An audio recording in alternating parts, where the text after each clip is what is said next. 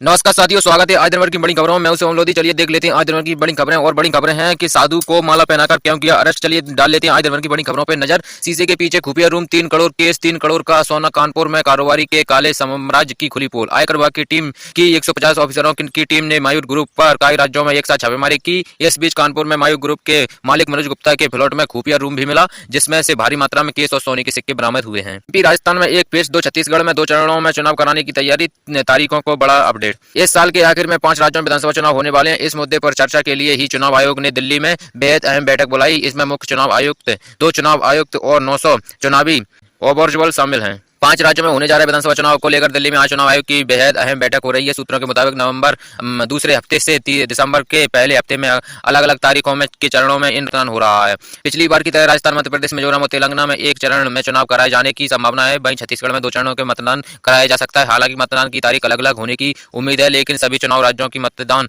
एक साथ कराने का निर्णय लिया जा सकता है।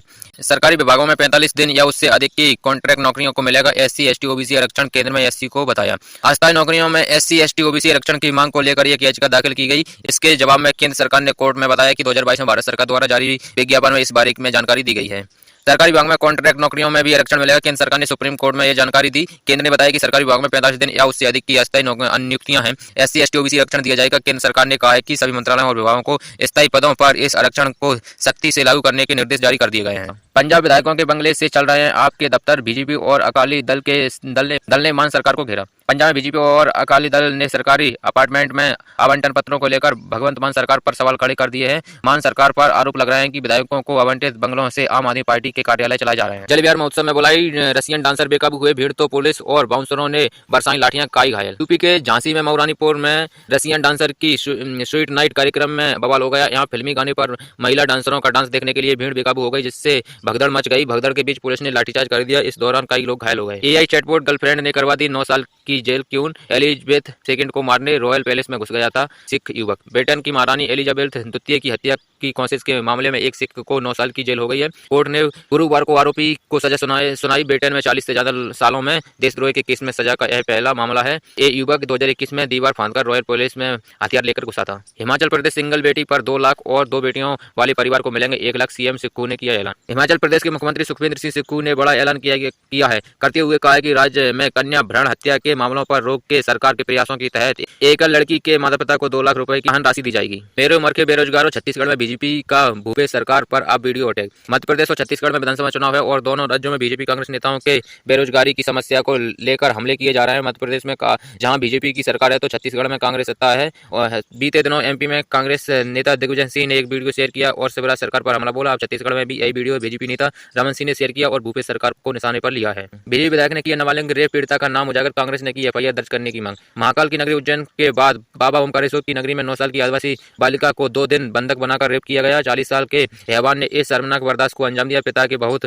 पहले निधन के बाद मां भीख मांगकर बच्ची की परवरिश कर रही थी। मां मानसिक रूप से कमजोर है। पड़ोसियों की सहजगता से यह मामला थाने तक पहुंचा, तब इसका खुलासा हुआ। अब यह मामले को लेकर राजनीति शुरू हो गई है। माला पहनाई और पैर छुके आशीर्वाद लेकर धीरे से साधु के कान में बोले, पुलिसकर्मी आपको गिरफ्तार कर रहे हैं। मथुरा में गोवर्धन परिक्रमा स्थित राम जानकी मंदिर आश्रम में मुरैना पुलिस टीम के 2 पुलिसकर्मियों सादा कपड़ों में पहुंच गए। पुलिसकर्मी आपके साथ फूलमाला और मिठाई लेकर गए थे। आश्रम में पहुंचकर दोनों पुलिसकर्मियों ने सेवकों से आग्रह किया कि आश्रम में रहने वाले साधु संतों से मिलवाए जाए ताकि उनका आशीर्वाद ले सकें। मध्य प्रदेश की मुरैना पुलिस एक समझदारी भरी कार्रवाई चर्चा में आ गई है। एक मामले में आरोपी साधु को गिरफ्तार करने के लिए पुलिस जवानों को भक्त बनना पड़ा। पुलिस श्रद्धालुओं के भेष में आए पुलिसकर्मियों ने साधु महाराज को माला पहनाई, पैर छुए और फिर धीरे से उनके कान में बोले कि हम आपको गिरफ्तार करने आए। ऐसा सुनते ही आरोपी साधु के पसीने छूट गए। यह पूरा मामला उत्तर प्रदेश के मथुरा स्थित राम जानकी मंदिर आश्रम का है। साधु महाराज को गिरफ्तार करने वाली पुलिस मुरैना जिले की है।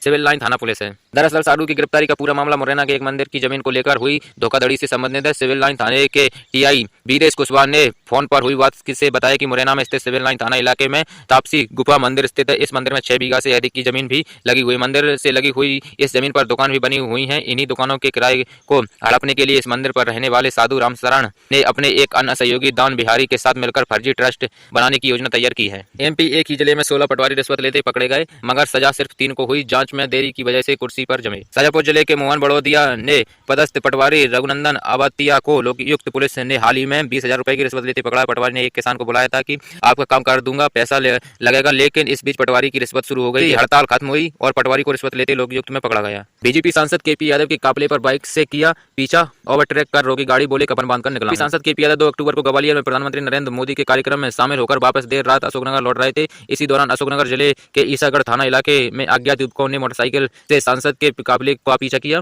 गुना सीपरी लोकसभा सीट से बीजेपी सांसद केपी यादव की सुरक्षा में चूक होने के बाद पुलिस विभाग बैकफुट पर आ गया है। केपी यादव 2 अक्टूबर को ग्वालियर में प्रधानमंत्री नरेंद्र मोदी के कार्यक्रम में शामिल होकर वापस देर रात अशोकनगर लौट रहे थे। इसी दौरान जिले के ईसागढ़ थाने इलाके में अज्ञात युवकों ने मोटरसाइकिल से सांसद के काफिले का पीछा किया। लगभग 15 किलोमीटर तक पीछा करते रहे। बाद सांसद के वाहन को ओवरटेक करते हुए मोटरसाइकिल अड़ा दी गई। अचानक काफिले रोकने पर सांसद और उसके सुरक्षाकर्मी हैरान रह गए। इसी बीच सुरक्षा कर्मियों से सांसद को सुरक्षा देते हुए अज्ञात युवक को दबोच लिया और ईसागढ़ थाने ले गए। गंभीर मामले में सांसद केपी यादव ने गृहमंत्री नरोत्तम मिश्रा को पत्र लिखकर जांच की मांग की है। इसके पीछे कौन कौन लोग जुड़े हैं, उनके नामों का भी खुलासा करने की मांग की गई। आरोपी युवक की कुछ नेताओं के साथ भी तस्वीरें देखने को मिली जो सांसद के विरोधी माने जाते हैं। गुरुग्राम में एमपी तक पुलिस से बचने के लिए 400 किलोमीटर पैदल चला 3 साल की बच्ची से रेप के आरोपी। एमपी भाजपा कार्यकर्ताओं ने किया केंद्रीय मंत्री नरेंद्र सिंह तोमर का घेराव। इस दौरान केंद्रीय मंत्री की गाड़ी के आगे कार्यकर्ता डट गए और टिकट को बदलने की मांग करते हुए गृह प्रदर्शन करने लगे। इस दौरान पुलिस ने कार्यकर्ताओं की जमकर बहस और धक्का मुक्की भी हुई। इसके बाद एसपी डॉक्टर रायसिंह नरवरिया खुद गाड़ी के बाहर आकर कार्यकर्ताओं को हटाने में जुट गए। सीएम योगी का ये रिएक्शन देवरिया हत्याकांड के बाद